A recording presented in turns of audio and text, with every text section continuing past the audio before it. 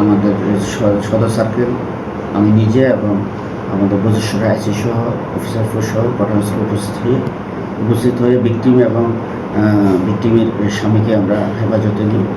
তো প্রাথমিকভাবে যেটা জানা গেছে যে তাদেরকে আটিপাড়া, ভিকটিমের স্বামীকে আটিপাড়া থেকে তুলে এনে এই বাগানে তাকে বেঁধে রাখে। পরবর্তীতে ভিকটিমকে একটা অটো গাড়িতে যুগে আটিপাড়া থেকে আসরা গ্রামের বাগানের ভিতরে নিয়ে আসে। আনার পরে দুজনকেই বেঁধে রেখে মারধর করে এবং ভিকটিমকে দুজন ব্যক্তি ধর্ষণ করেছে বলে ভিকটিম নিজে প্রকাশ করে এবং অপরাপর যে সহযোগী আসামিরা ছিল তাদেরকে অভিযান করেছি আমরা। তার মধ্যে সহযোগী একজন সহ 3 জন আমরা গ্রেপ্তার করতে সক্ষম হই। তো এ বিষয়ে আইনগত ব্যবস্থা প্রক্রিয়াধীন আছে। যে ভিকটিম ছিল, ভিকটিমকে হাসপাতালে আমরা প্রেরণ করি চিকিৎসার জন্য। বর্তমানে ভিকটিম চিকিৎসাধীন আছে।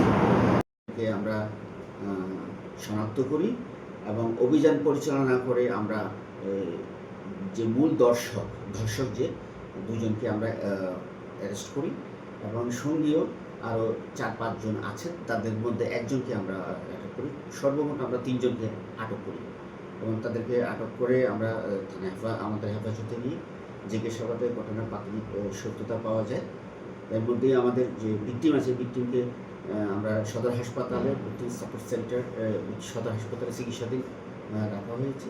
সেখানে ধর্ষণ সংক্রান্ত যাবতীয় পরীক্ষা শেষে তাদেরকে থানায় এনে এজাহার দেওয়া হবে। হ্যাঁ, এটা মামলা প্রক্রিয়াধীন আছে। ভিকটিমের স্বামী রাজীব, সে তার বাড়ি এইখানে না, ঢাকা বলে সে জানায়। সে 1-1.5 মাস আগে আটিপাড়া অবস্থান করে তার স্ত্রী সহ, এবং যে রাজীব সে এলাকার যে আছে আসামিরা যারা অ্যারেস্ট হয়েছে তাদের সাথে মাদকের সাথে জড়িত বলে প্রাথমিকভাবে জানা গেছে।